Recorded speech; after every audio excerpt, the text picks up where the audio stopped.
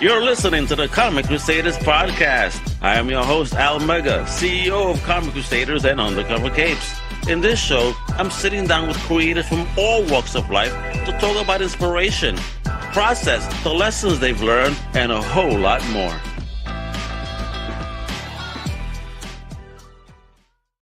What up, mi gente? Welcome back, my fellow Comic Crusaders. This is your main man right here, Al Mega, here to guide you through another epic journey into the world of comics and beyond. Now, today, we're diving into the futuristic realms of SYNAP, the latest sci-fi masterpiece from Mad Cave Studios, baby.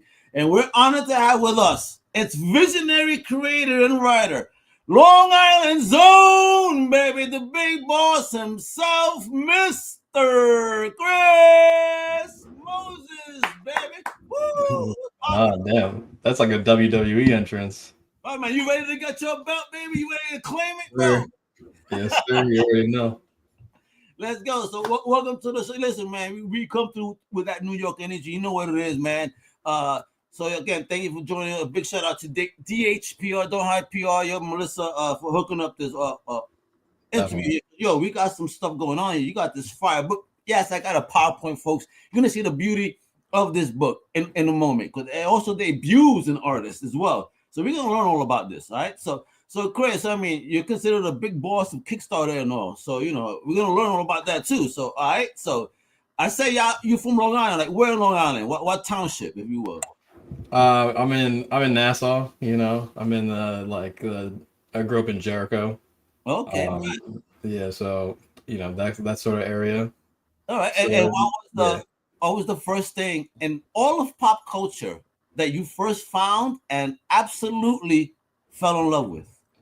Damn, that's a crazy question. Maybe, I mean, my family has stories of when I was like younger, going to see like the old Batman movies. And when you say old Batman movies, what are we talking? Keaton or West? Keaton. Oh, yeah, you said. Oh, now you make me feel even older. Thank you, bro. Yeah. But yeah, I mean, probably honestly, it might have been the Spider-Man animated cartoon. Which one? Is that like the 90s one? If it's the 90s, yeah, I'm with you, bro. Fun. That was fire, bro. That was fun. Although I'm enjoying the new one that dropped. I actually like it. They made Peter look like Peter, although they kind of changed the story a bit, if you will. Yeah.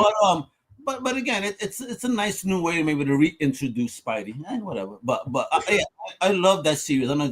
Listen, 90s Marvel, there has some jaunts, but the whole thing was animation wise, they just couldn't compete with DC's animation at the time, I think.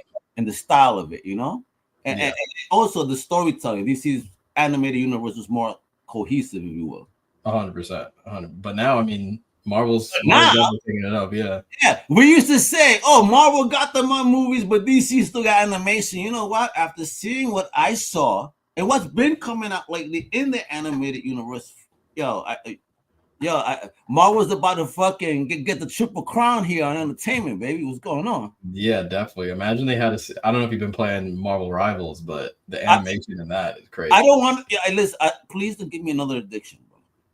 You should pick it up. Get tempted. I would want to make White Tiger and be that Puerto Rican kicking ass, you know, within the moment. Yeah. I can't wait to see his rendition. You know, may he rest in peace. The actor that actually plays him. And funnily enough, like White Tiger in the comics, the OG also died. You know what I mean? Although not the same way the actor did, because you know the OG got killed by cops. You know? Anyway, all right. So talk about then growing up. Then within that geekdom of yours, were you kind of a lone wolf in your geekdom, or did you have a tribe? I had a little bit of a tribe. I wouldn't say it was anything. I feel like now people when like the younger generation, it's even more mainstream than it's ever been. Like it's cool to like anime, manga, comics, all that kind of stuff. You go wear your shit to school, no one made fun of you. Back then, yeah, for sure. Shit, at least in my age, they made fun of you. Yeah, I think I'm like right on the cusp of when it was like starting to start to turn that way. I mean, I was in high school when all like the Marvel movies were starting to get big. Yeah. So like I was starting to see the shift, but like, you know, it was definitely a small like group of us that were into that kind of stuff, and we talk about it all the time. And play Yu-Gi-Oh and all the other nerdy shit that that kids from like. Yeah, I remember that. Oh my god, yeah. I mean, a lot of age stuff for me, just because I have to be in the know. But yeah, I get it. Now, talk to me then about that creativeness and sparkness. When did it all start, man? When did you want to start diving in? Because you found what you found, fell in love. Now, what happened here? When did you say I want to do something with this? Yeah, well, I mean, I've always wanted to be a writer. All that kind of stuff from when I was younger. I guess I've been lucky in that sort of regard that I've had like that kind of vision since I was young. But I was always sort of waiting for like I would do projects, I would like write my own stuff. I would do like write books with friends and all that kind of stuff. And nothing would ever like really get done. And I never really took it too seriously, even though that was something I necessarily wanted to do. But as I got older, I realized that like, if you want to like be a writer, you have to like write. So yeah, I sort of like locked in at one point, and I was just like, all right, we're gonna cook. And so that's what I did. And I man put on the cooking hat like Chef Boyardee and got that shit done, babe. But ain't no canned stuff, right? Exactly. So I wrote a script, and I made my first comic book. It actually came out March. Yep. You said you wrote a script. Now talk about that journey, because again, I want people to understand processes. You just wanted to be a writer, and you say you wrote a script. You skipped it in between there. How the hell did you learn how to write a script? Like, what was that like? What resources did you use? Like, just for people out there. I mean, listen, man, you dropping some fire shit, and I can't wait to show people. So it's like they need to know. I appreciate it. Yeah. So I actually went to college I was an English major at NYU. So I took some writing classes there. I took a bunch of writing classes, English classes, history classes, all this kind of stuff. Theory classes. So that kind of got me in like the space of like what like how to write, I guess, and like how to think about story. And yeah, I mean, I had done this sort of training, I guess, got my degree and whatever, but I hadn't started actually putting anything out yet. So I just sat down, I wrote a script. It was whatever. It was one of those scripts that you just do it just to do it. I put it try to get it made or whatever. But it was the first script. And then I wrote another one, and that was actually the Saturn Effect. And I was like, well, this is like a big sci-fi story, so I don't know if it could ever get made in like an actual like movie. Yeah. So your aim was to do a movie, not even comic books. You wanted to write a film.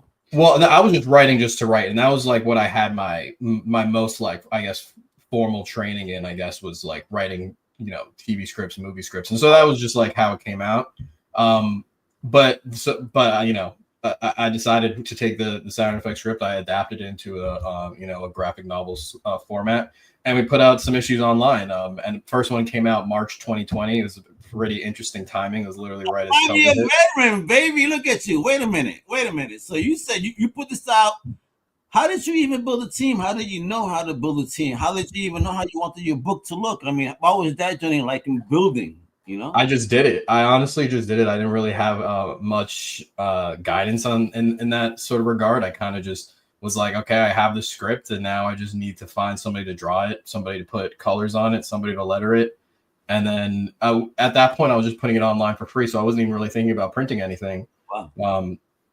I built the website myself, and I just, through the couple, What made you do it for free? Wait a minute. Well, again, all right, because again, this is an interesting conversation. A lot of people, I don't want to give away my shit, whatever. Why did you say, let me put my stuff out there just for free for people to see? What was the reasoning behind that? Yeah, so I didn't really have much of an audience for anything. I made new Instagrams for stuff, but I only had like, I just didn't have, nobody knew who I was. Nobody read any of my things. So and this is not to say you need to have like an audience before you can start to put stuff out there, but I wanted an audience, and the easiest way to get people to read your things is to put it out for free and let them, Yeah, man. Everybody's favorite F word other than the other one. yeah, exactly. And I just wanted to have it out there. I wanted people to read it. It wasn't something that I felt like I needed to gatekeep behind some, a price wall or anything. I mean, obviously, the journey has changed a lot from then. Going from just like somebody that writes for like that just wanted anybody to read something to now, I run I run my publisher through Kickstarter. You know, I have books coming out through like Man Cave and stuff like that. So you know, we definitely have progressed a lot. But at the time, you know, nobody knew who I was. Nobody was following me for anything. So I was like, all right, it's time to start building that audience. And the best way to do that was to put it out for free and let people just enjoy and that's all I wanted it for. I mean, at that time, we all thought the world was going to end. It was, you know, we were all inside and I was like, I mean, screw it, who cares? But I did get a donation from some random person on the internet that I didn't know. Yeah. And that made me realize that, okay, like maybe we were onto something. And, okay. You saw that paper. You said, "Wait a minute, baby." Woo! Yeah, a little bit. I was like seeing like there's a bigger vision here. There's a lot more that we could accomplish. Love it. And I was like really into. So growing up, mostly I'd read sequentially would be, you know, manga, because I was of the era. You know, it was hard to get comic books, but easy to get manga. I get it. Listen, bro. Yeah. I have a daughter that's in just about her mid-20s, so it was like, yeah. She's more of a manga-ish girl. Like I tried to a comic. She got it cool, but nah, it was manga. Like for sure, and it was because that was just like the most accessible. It was like so easy to get your hands on online. Yeah, it was like that's everywhere. why she kind of said it, and she could have go just to a Barnes and Noble as opposed to a comic book store or a bookstore. Yeah, pick that up and not feel that uncomfortable because people look at me weird. Like, exactly. I don't know. It's kind of fucked up, I guess. You know? I mean, a little bit, but I mean that's just how the sort of industry is, I guess, or the sort of environment. It's mostly male dominated. And that's I'll beat your ass. yeah. My little girl, I will F you up. Oh yeah, for sure. You know what? Beat you up in your own store, and they're gonna walk out with half your inventory for free. That'd be crazy. But yeah.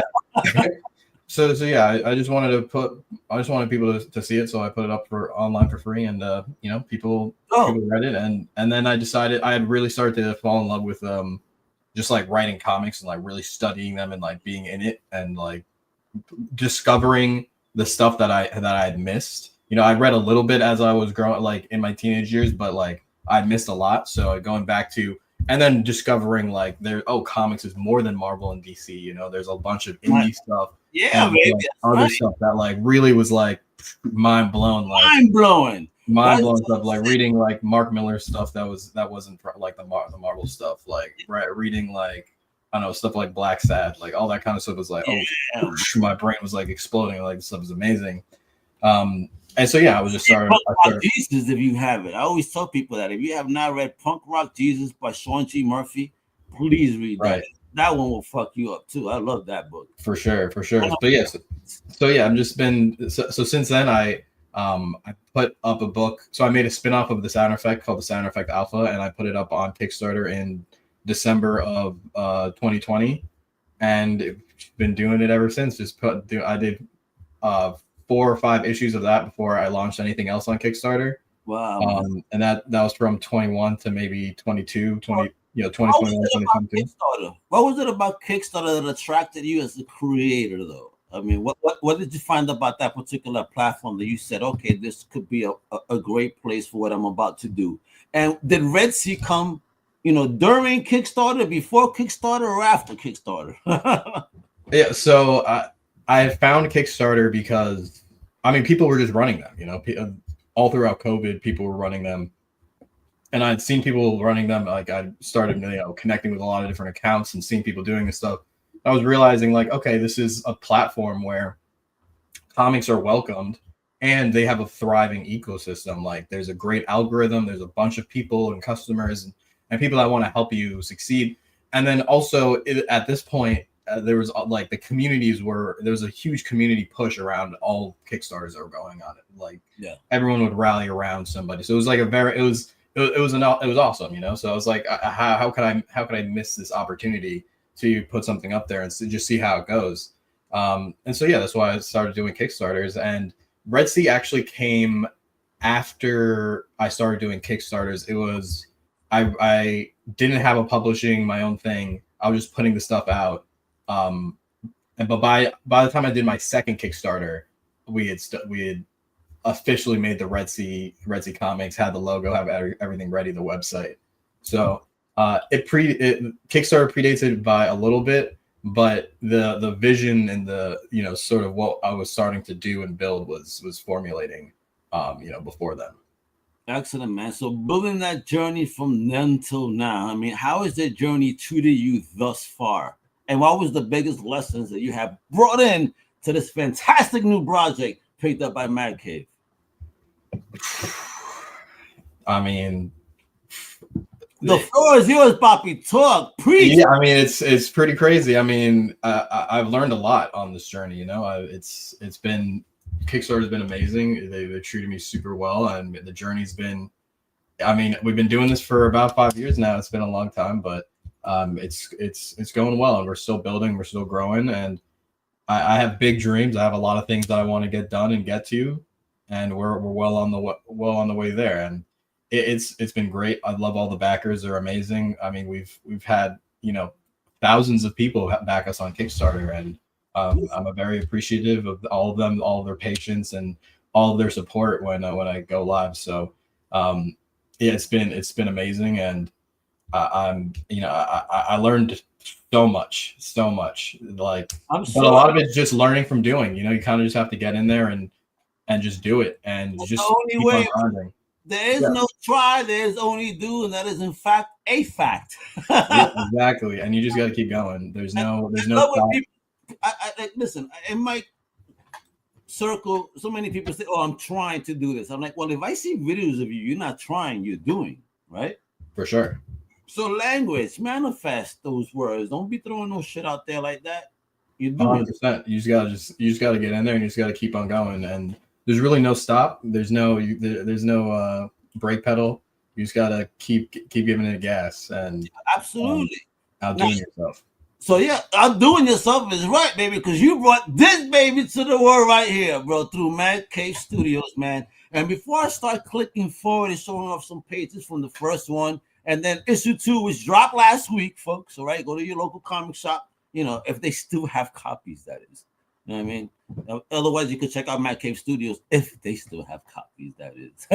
I mean, this book is going to be fire, baby. So before we get into it, what is the synopsis? Give me that elevator. If I was in an elevator with you right now, Chris, and I say, yo, what do you do for a living? You tell me you make comics. What's your latest one? You tell me it's this one. And I'm going to be, all right. By the time I get to my floor, and this is maybe 12 floors in an elevator. So we're going to go on a 12-floor elevator ride. Give me the elevator pitch right now of why I need to have this book. I mean, here you go. SYNAP is about a family-owned private defense company that are putting together the pieces of an ancient alien robot, while UFOs encounters are increasing worldwide. So if you are a fan of things like Neon Genesis Evangelion, Pacific Rim, this is the comic for you. You said Pacific Rim.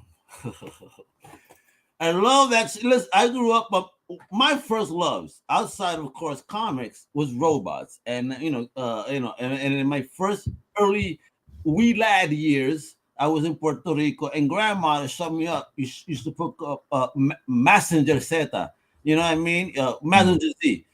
So that was my robot. So I always grew up with robots. That's my shit. So when I saw Pacific Rim come out, Guillermo, bro, boss, see this live action on that scale. I can't wait to see this Voltron shit. You know what I mean? Now, I was popping. So great on that. Early inspirations of this book, man. Like talk to me. What inspired this story in your head, bro? Because you're doing some stuff, man. And let me get back to our PowerPoint, because I mean, that looks dope, man. Right? Look at the full cover. That shit is fucking gorgeous. Yeah, there's a great cover by Ivan Tao. He went crazy with this. I mean, like I said, things like Pacific Rim, things like Stranger Things, Neon Genesis Evangelion. Look at this mix of what this guy's bringing people. Holy shit! What do you mean by that? Holy fuck. Yeah, there's a bunch of different things that sort of inspired this, but at the end of the day, this was inspired by real life UFO stuff, and that's when all this in 2019 there was a New York Times article that came out. In 2017, sorry, and ever since then, it's always been something that I've been a little bit really into, and there was things like the Nimitz and whatever. There's so much. It's a huge rabbit hole. I'm driving one of my friends really crazy. I always fuck with her, talk about there's aliens. Because listen, I have to wake up at 2:30 in the morning, and I'll be honest, by 3 o'clock in the morning before I have to start my shift, I go outside on my porch and I smoke a L and I stare at the sky, and I have seen some weird movement up there. For sure. Some of this stuff, I swear, it cannot possibly be satellites. The shit that I see moving, maybe they're comets or whatever, and I hope they are because they're moving rather fast. But I, it's like, yo, I'll tell you this, Chris, before we move on. The first time I ever saw the Starlink, I didn't know nothing about what it looked like. You understand me? So this is 1 o'clock in the morning on a weekend. I come home from a club. I'm a little tipsy. I go outside to smoke a L, to kind of balance myself, right? And, I look up at the sky and all I see is a bunch of fucking lights. Bro, my heart was about to come out my ass. I was trying to take a picture and it disappeared. I said, fuck, I got so nervous. I called my brother. He goes, Al, shut the fuck up. You drunk, and just hung up on me. My boy said, did you drink tonight? I said, yeah, but I swear to God, he goes, shut up. I'll call me tomorrow. I said, wow. So I said, fuck you guys. So I hung up, went to the computer real quick. I was tipsy enough, good enough, and looked it up, found out what it was, and then declared like, fuck you guys, it was this. Get out of here. Then my brother saw it 2 weeks ago, and he almost caught a heart attack. And then I said, are you drunk? Have you ever seen that Starlink shit in the sky? I don't think I have, but I have definitely seen some. If you don't expect it, it will fucking freak you out, bro. I promise you. Oh, I'm sure. I'm sure. I haven't really ever honestly seen anything too crazy out in the sky. There was that drone stuff that was going crazy like a couple months ago. What happened to the drones? What happened to the orbs? They're still there, yo. They're still there. Apparently, they just like our attention spans are too. All right, Chris, too low wait. for that. I'm gonna fuck you up right now. I love this. Yeah. We're about to. This is what this comic is all about. All that's crazy stuff. So I have a friend in Providence, and her father was working somewhere in Massachusetts, and shows me a video. He goes, Alex, what do you think this is? This motherfucker actually recorded an orb on his phone. That's crazy. I mean, I'm not surprised. But he wanted to sell it. I'm like, you can't sell this stuff with how social media is. You can't sell all this stuff really anymore. You can't. You just gotta out there. Like, you want, give it to me. I'll share it, but I'll give you credit. For sure. I mean, if it's a really good video, you never know who might come knocking on your door after putting that online. It was some black little thing in daytime, black thing in the sky, and it was an orb. And then after like he recorded it for about 1 minute and 18 seconds, I believe I remember right. And then that shit just moved, like bounce. But it was, dude, what is going on? What type of energy is being put out into the world? I don't know. And I think it's you comic book writers. I think you probably are the one that's the cause of the problem here. Maybe. Go off and see things in the sky.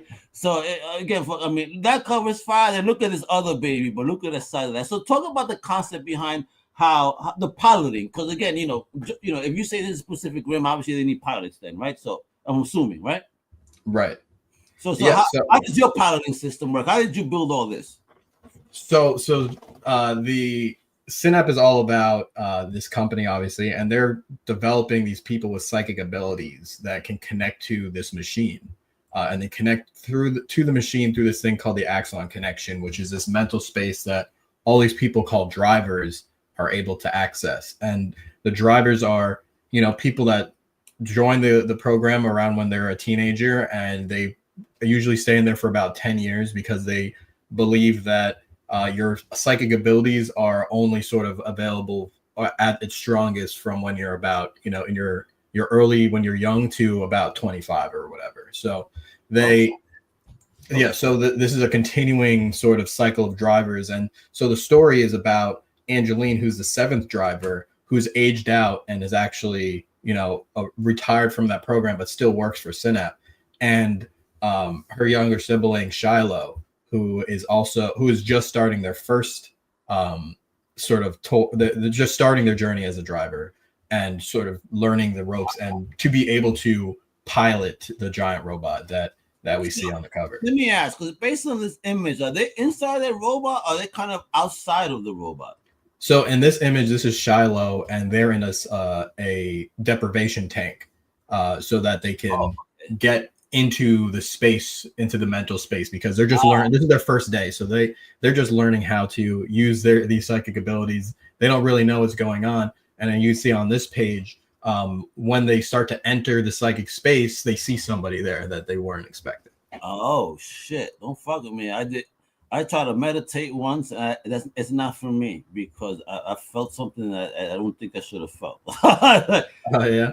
Yeah, it scared the shit out of me, because I had an out of body. I swear to God, I did, and I wasn't. No, and my ex-wife was like, "What's wrong with you?" I'm like, "I can't do this. This felt too weird, yo. Like something really crazy just happened."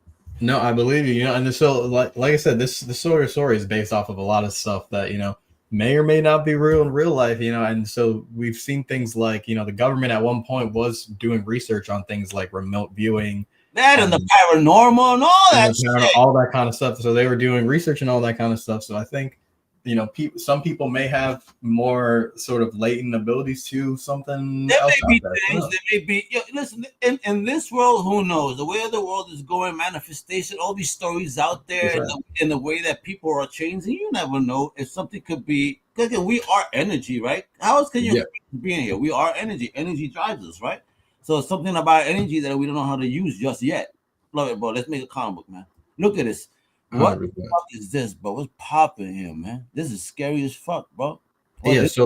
So they're trying to put together the pieces of the robot, and this is the robot's ocular lens that they're finding here at the bottom. That's just an eye? That's just the eye. It's a pretty big robot. And so the series is, at least this part of the story is about putting together this robot and what has putting together the robot done to all these people that have given their lives to trying to put it together. And it's sort of kind of an analogy, or it's kind of an allegory, I guess, for the UFO sort of story, right? Like if you go all the way back to Roswell, it's been 80 years since Roswell, and if you were waiting for answers then, you're probably dead now. You know what I mean? So people have like gone generations at this point. I mean, centuries, waiting for answers. Centuries, right? Because again, it goes all the way back. We don't know what they saw, because obviously there's some artistry out there from our ancestors that looks weird as fuck. And like, how would they kind of imagine this shit? I mean, there's so many. I mean, if you can go way back, I mean, it's even in the Bible. Seeing wheels of fire. Yeah, the Book of Enoch, man. I know, bro. Let me all that kind of stuff. I'm on this shit right now, and I love it. Being a single man, being able to sit down and be able to read and be undisturbed and kind of learn what the fuck is going on. And absolutely. Wow, shit is like, yo, bro, I'm very entertained right now. Let me tell you.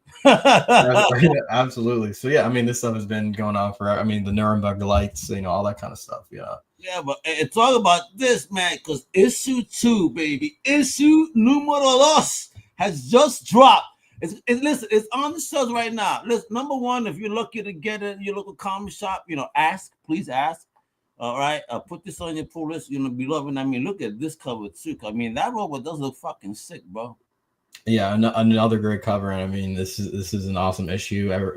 We are introduced to a new driver, and they head off to China to extract a important asset that the Chinese government may have. Gotcha. I mean, and look at this panel. Now, listen, I understand that the artist for this book is actually making their debut. This is their debut project. Correct. Yeah, Andrea. He's awesome. About you hooking up with Mad Cave and then getting access to a fresh new artist that's about to change the game, baby. Yeah, I mean, so I had submitted this to Mad Cave, a couple of years ago now. I mean, it's been a long time, but they've been nothing but supportive, working with James Emmett. He's amazing, great editor, and just like the rest of the team, everybody there, they're all super welcoming, they're all super nice, and I mean, it's been a great experience. They are got to be the gold standard of treating their creative teams well, and really just being all around great people. So shout out to Mad Cave. Thanks for being the place that I get to do my debut in the direct market at. Well, I love that, baby. I've met Mark London, for example, wonderful energy. He's definitely all about creators and helping creators and making sure that Mad Cave is pulling out some of the best stuff and even getting some IPs now, which is pretty dope. So I love that, man. Mad Cave has grown so much. I've been following them since their inception. I'm just a tad older than them, in the space. So it's nice to see that. I have brethren out there that are building like I am, and I love this shit. And I love to see that, they introduce creators like you. I mean, look at this panel work, man. It's great. Your artist is fire. I mean, like, how do you work together? I mean, is he local to you? Are you working off of emails? What's popping? We're working off of emails. He's actually in Italy, I believe. I worked with a bunch of actually Italian artists with a bunch of different. Yeah, but what is it? But and just for folks to know, yes. I'm sorry, I did not mention his name. Apologies. Andrea Giannini. Yeah, I hope I said that right. Well, there we go. A big salute to you. Welcome to the comic book world. I hope you don't get stressed, man, and keep kicking ass because it is beautiful. A beautiful looking book. Man Cave only produces some good shit though. For sure. I mean, and then we have James and Freddie on the colors, who's actually an industry vet. So it's kind of like these colors do pop. And who's doing the lettering? Reed Hinckley Barnes. He's actually been my letterer since the very beginning. Interesting. Loyal, baby. I love it. My man Chris is about keeping loyalty. Look at this. It's a beautiful book, man. I mean, how did you feel when you had this book #1 right there? When you got that cover in your hands, how did you feel? It was pretty awesome. I'm not gonna lie. Because I walked into the store and there was only one copy left, and I was like, "Oh shit!" Stop lying, man! Only one copy left. I was like, "No way!" And you bought that last copy. Hell yeah! Hell yeah! Pre-order, motherfucker. That's what you gotta do right now. This is gonna be the hottest shit on your shelves, baby. Listen. If you guys love sci-fi, you love that magic, you love robots, man. You love some fucking crazy shit. This is it. I mean, look at it. You're gonna learn, and again, it's like Voltron is, right? I would say. Because again, it's like people got to connect to their robot. Yeah, correct. We have to connect to it through the mental space. I love that, man. I think I'll control the world. But listen, right now, SYNAP #2 is in shops. It's right now, and guess what? It's through Mad Cave Studios. But guess what? You can check out everything Mad Cave Studios, social media, visit them at madcavestudios.com. Not just SYNAP, but everything else that they're doing, because they got some fire books and projects.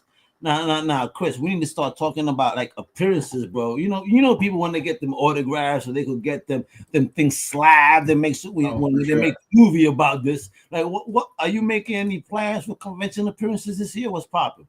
A lot of the convention stuff is a little up in the air right now still, but I'll definitely be at San Diego Comic-Con and New York Comic-Con this year. I bet homie definitely says San Diego. So are you tabling at Sandy or are you or like walking around? I'm just walking around. Now, Matt Cave's gonna be there. Matt Cave, put Chris in that seat. What are you talking about? That's what I'm saying.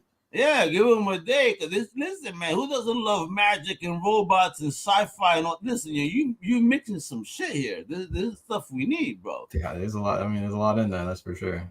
All right. So, in the journey you've been on thus far, right? As a young creator in the game, you've been a boss on Kickstarter. You're doing shit. Now you got this book out through Mad Cave, a great publisher. Like, what type of advice you want to give some creators out there?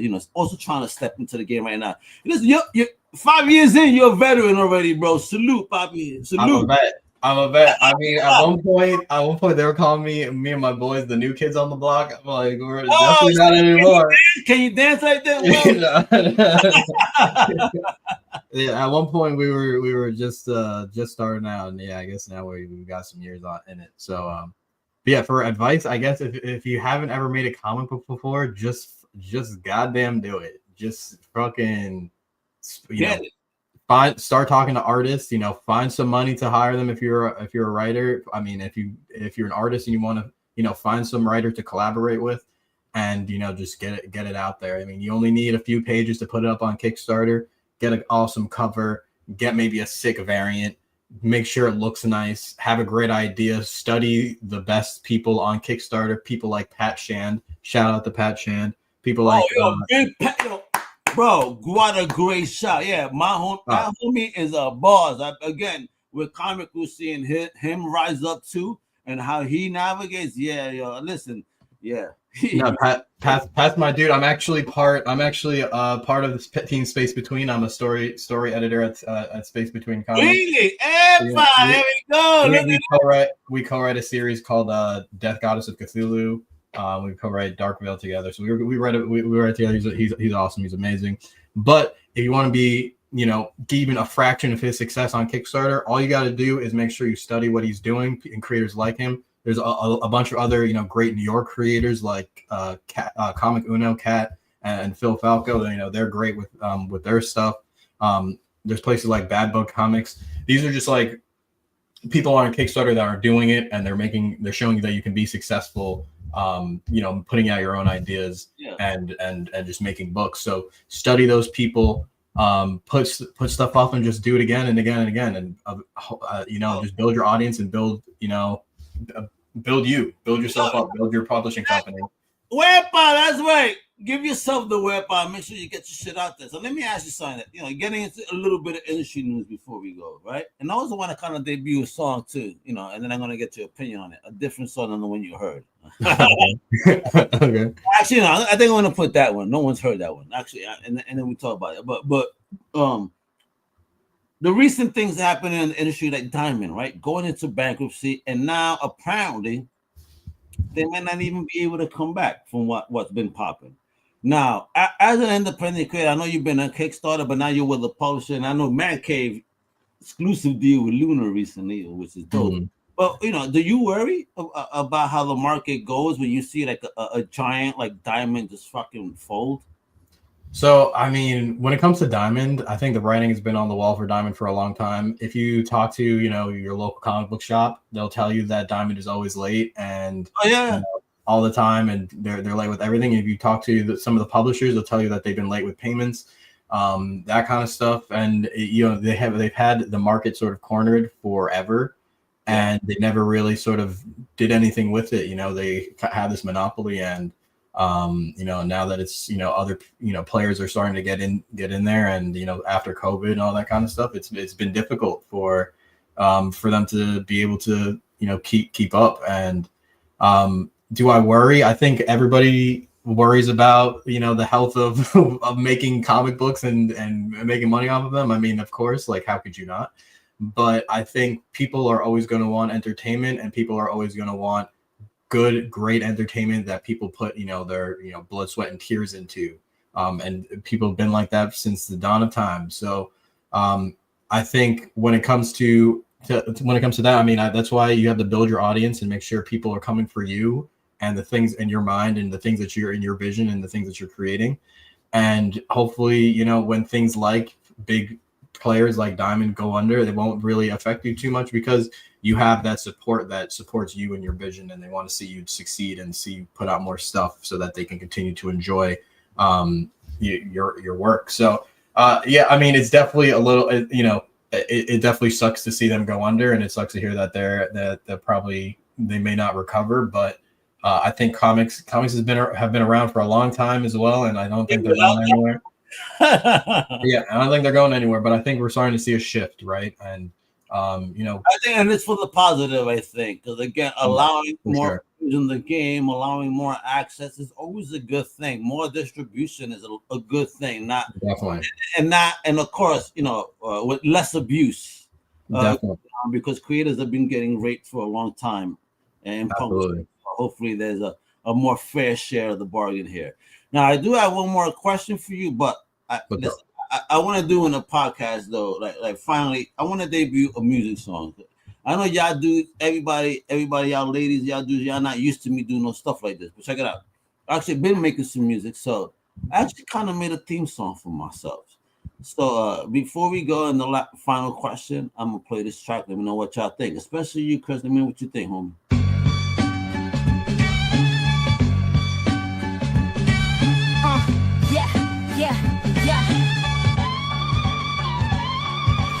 Brooklyn's borough, where the thorough never borrow. Our megas, megaphone echoes leading past and follow. From comic strips to mega hits, these scripts to scripts we savor.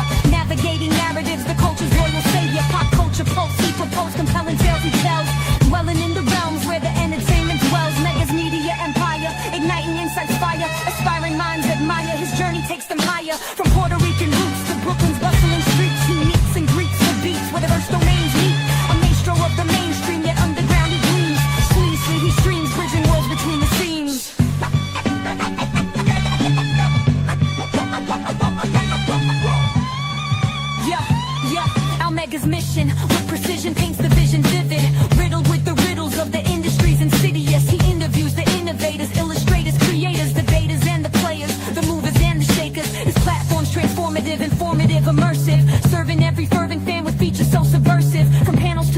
contrast, glog pass to the blogs. He logs the dialogues, unclogs the cogs and fog minds. A beacon in the blogosphere, sincere than his endeavors. Cleverly he leverages the trends that last forever. Megas, megabytes ignite the light and nights the bright, highlighting the insights, inviting minds to new heights. In the labyrinth of labels, fables and the stables, Al Mega's able to disable myths and turn the tables. Connecting comic connoisseurs with news they can peruse. Infusion views with clues, infusing crews to choose wisely. His legacy's a tapestry, woven with tenacity. A masterpiece of mastery, surpassing mediocrity. From interviews exclusive to reviews, so elusive is inclusive. Perspective proved truly conducive. A titan in the trenches, benches clear for his ascension. Mentioned in conventions, his name commands attention. Omega Saga, a rhapsody in chapters yet to be. A symphony of synergy, his influence the key.